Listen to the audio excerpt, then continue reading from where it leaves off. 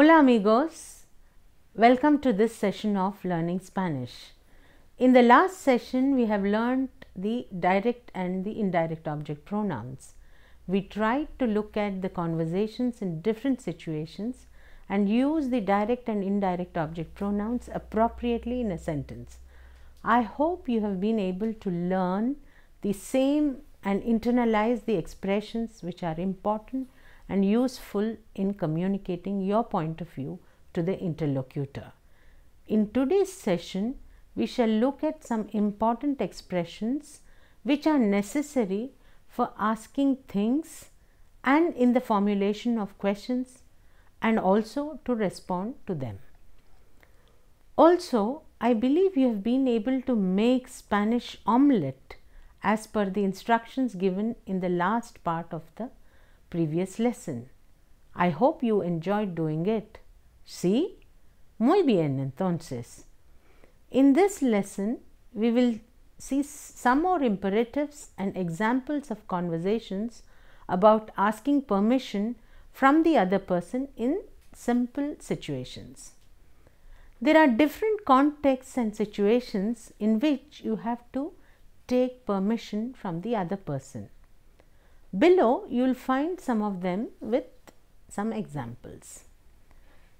Let's imagine you are late for the class and the teacher has already arrived. You are late for the class and the teacher had already arrived. You will be asking him or her the permission to enter the class. Or for example, in another context, you want to enter in your boss's room. How do you ask? How do you knock at the door or how do you take permission? So you say, ¿Puedo pasar? ¿Puedo pasar? Or you can also say, ¿Se puede? ¿Se puede? Can I? May I? And then you get a reply, sí, sí, pasa.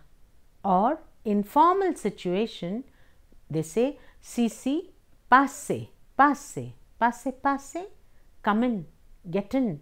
Or you also hear the reply, adelante, adelante. Hace mucho calor. Hace mucho calor? You must be familiar with this expression. This means it's very hot today and you want your friend to open the window because you're feeling very hot. What do you say? You say, ¿Podrías abrir la ventana? ¿Podrías abrir la ventana? Sí, ahora mismo la abro.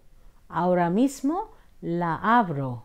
So you have asked your friend to open the window for you and then you get a reply saying, ahora mismo la abro. Right away, I shall open it. Another context, you want your friend Juan to give a book to Pedro. So you are asking Juan, Juan, ¿me haces un favor? ¿Puedes dar este libro a Pedro? ¿Puedes dar este libro a Pedro? ¿Me haces un favor? Will you do me a favor? Can you give this book to Pedro? So what does Juan say? Sí, seguro, se lo doy. Sí, sí, seguro, se lo doy. You have seen the substitution of se in place of the indirect object pronoun le or les in the earlier chapter. The above example, the se has been used to substitute le, which refers to John or the indirect object. Now, another situation is you are asking your friend if you could reduce the volume of the radio as you have a severe headache. You are asking he is listening to music and you have a headache and you want to reduce the volume. How do you say that? ¿Puedo bajar el volumen de la radio? Es que me duele la cabeza. ¿Puedo bajar el volumen de la radio? Es que me duele la cabeza. So your friend responds, sí, sí, bájalo. Sí, sí, bájalo. And if it is in a formal situation, you get a reply, sí, sí, bájelo. Bájelo. Yeah, slow it down. Slow down the volume.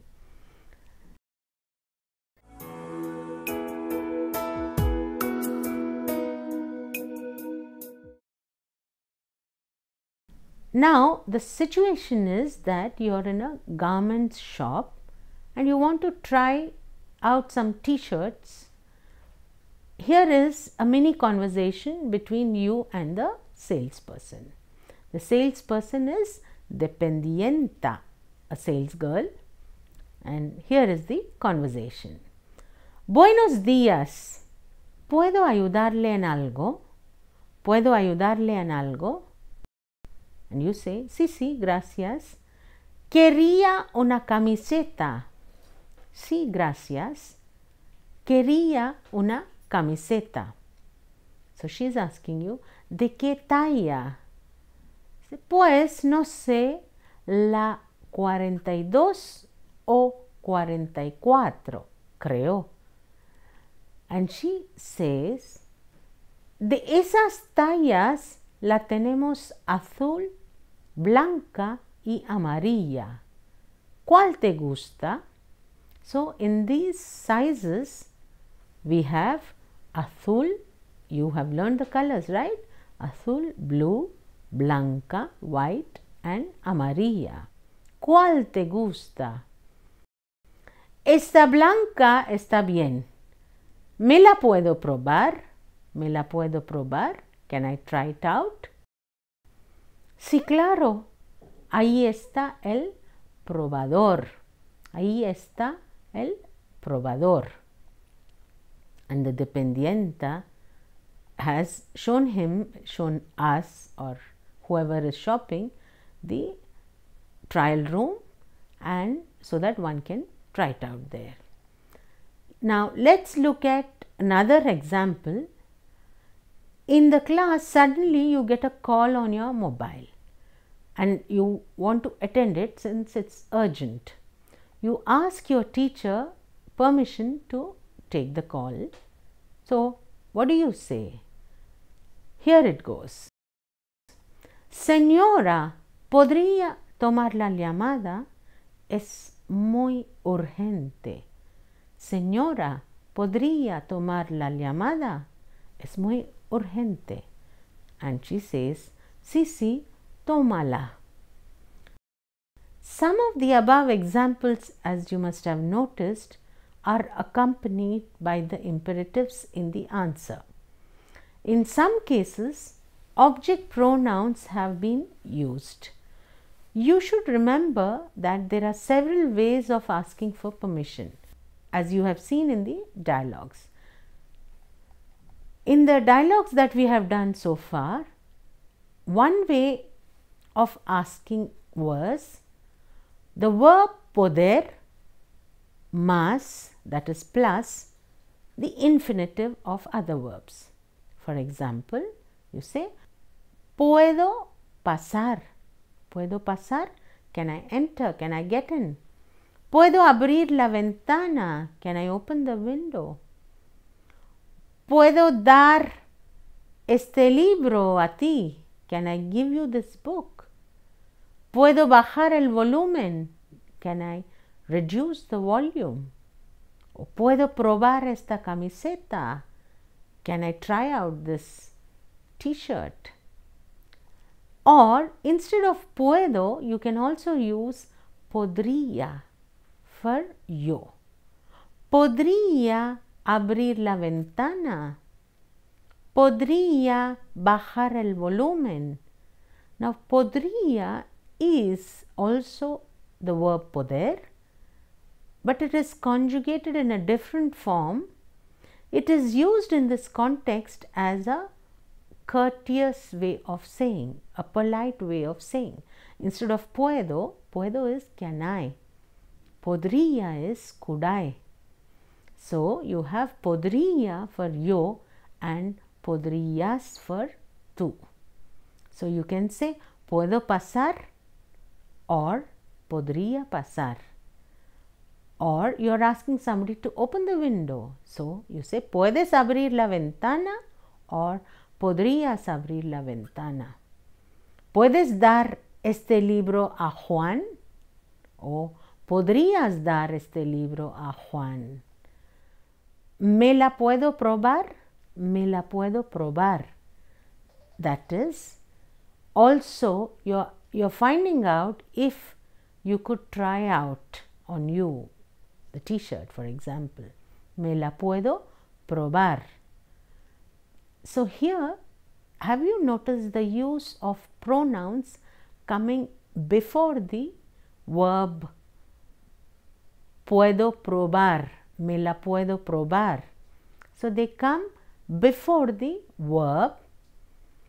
You also add, now remember, this is very, very important.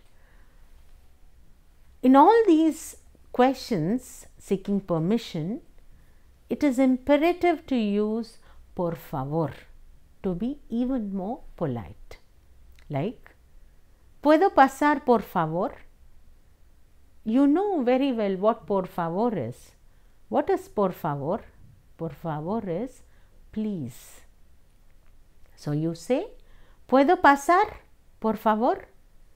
May I enter please? ¿Puedes dar este libro a Juan, por favor? ¿O podrías dar este libro a Juan, por favor? Could you please give this book to John, please? So it is very important to use por favor in these situations.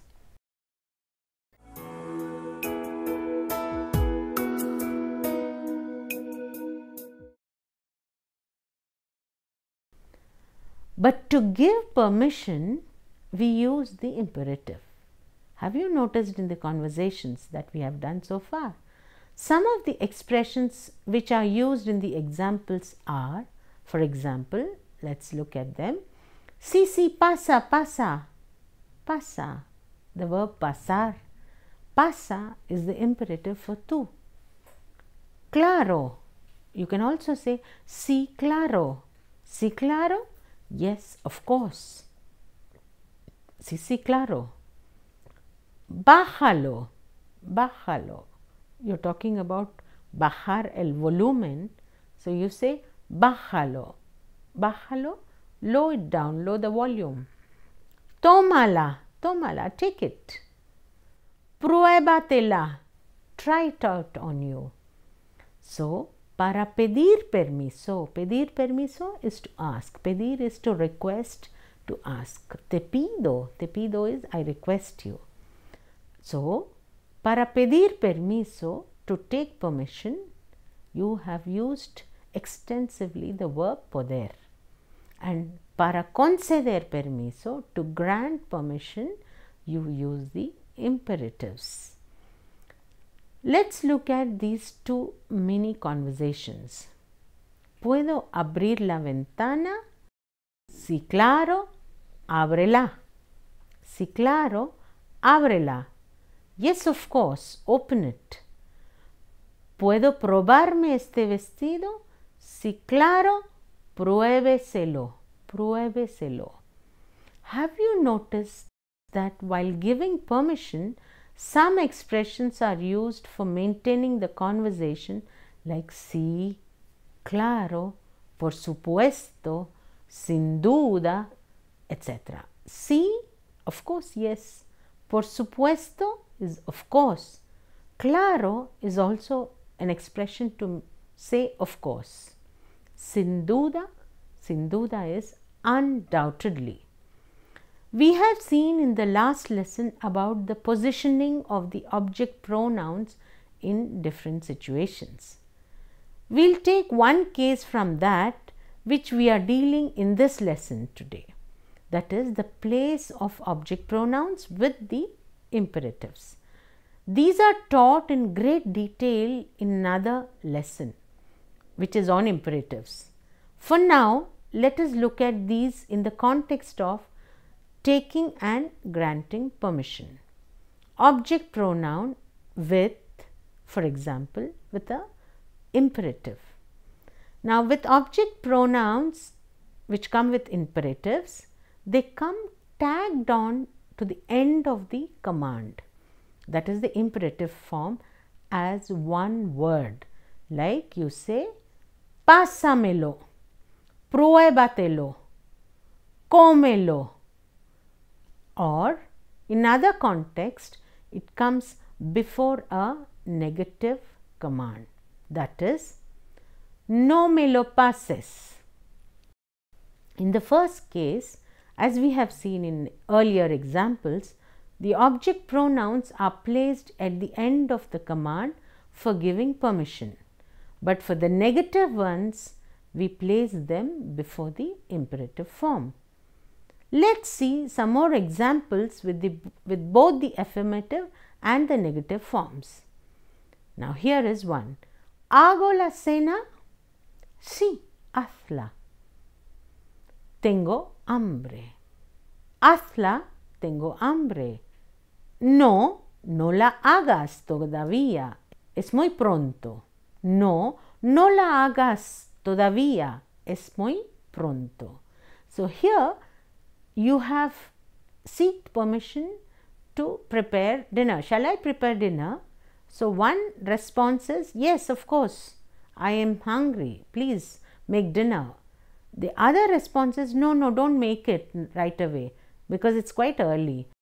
So you can see the use of object pronouns tagged on to the imperative form in the first context, and in the second context, when they come with negative imperatives, they come before. Abrimos los regalos. The children ask parents, can we open the gifts?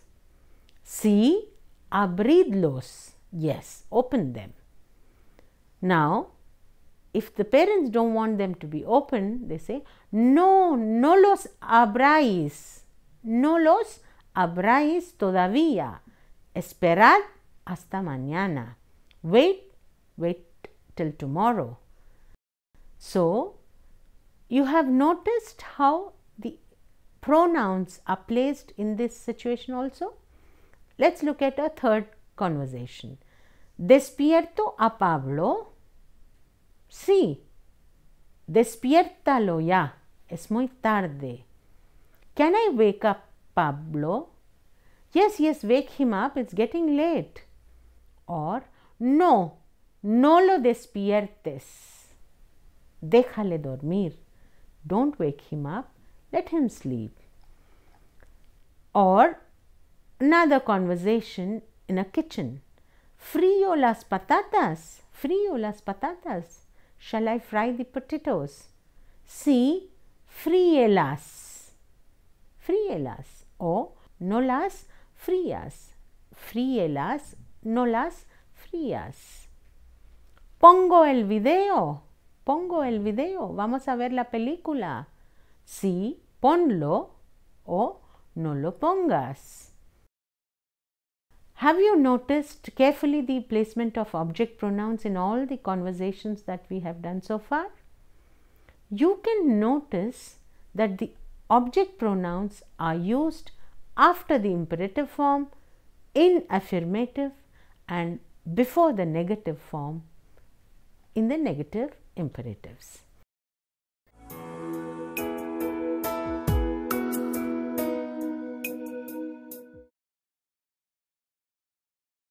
Let's now look at the structures which we have learnt. To ask permission to someone for doing something, you can use the following structures.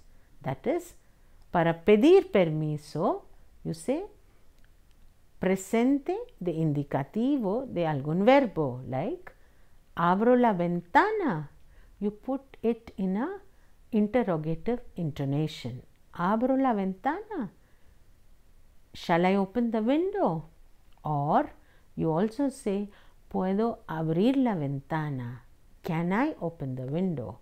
Or to be even more polite, you say, podría abrir la ventana. En contextos más formales, En contextos más formales se suele usar me permite, would you permit me? Me permite abrir la ventana. Me permite is will you permit me, and permite is used in usted form. Me permite abrir la ventana. Now let's look at some more examples in different contexts, like Elena and Javier. They're talking of something, and let's see what they're talking of. ¿Te importa si te paso el informe mañana? Javier, ¿te importa si te paso el informe mañana? Es que estoy con una cosa muy importante que no puedo dejar y me quedan algunas cosillas. So here Elena is asking Javier, ¿te importa si te paso el informe mañana? Would you mind if I give you the report tomorrow? Es que estoy con una cosa muy importante. It's just that I am with something very important and no puedo dejar. I cannot leave it, and I'm still left with some more things. So what is Javier reacting to? No te preocupes. Mañana está bien. No te preocupes. Mañana está bien. Don't worry. Tomorrow it's okay. ¿Te importa si abro la ventana? ¿Te importa? ¿Me permites? ¿Te importa? ¿Te importa es would you mind? Es que hace un calor terrible. No, en absoluto no. Ábrela. ¿Te importa que coja uno de estos disquetes? Would you mind? Would you mind? So you either say me permites or me permite. Do you permit me? Or you say te importa. Would you mind? You can just say puedo abrir la ventana. ¿Te importa? Can I open the window? Would you mind? So me permites, te importa. ¿Le importa si pongo la calefacción un poco más alta? Es que al lado de la ventana hace mucho frío.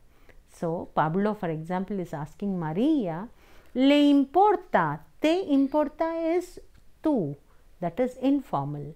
Le importa is usted. ¿Le importa si pongo la calefacción? Would you mind if I put on the room heater or the, calentador un poco más alta, a little higher? Es que al lado de la ventana hace mucho frío.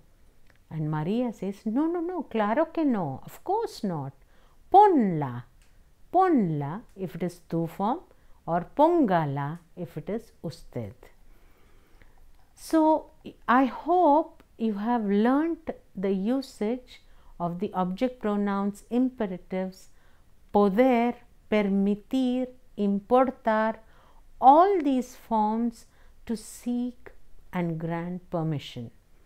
To summarize, in today's session, we have learned a lot of structures used to seek or grant permission. We also saw some examples explaining these grammatical concepts and how they are used in sentences and conversations. In the next lesson, with some more interesting things, for more practice, for now, practice these imperatives with object pronouns and the conversations which we have learned so far. That's all for today. Ya está. Relájese, sonría y estudie español. Gracias, buena suerte, hasta luego. Cuídense.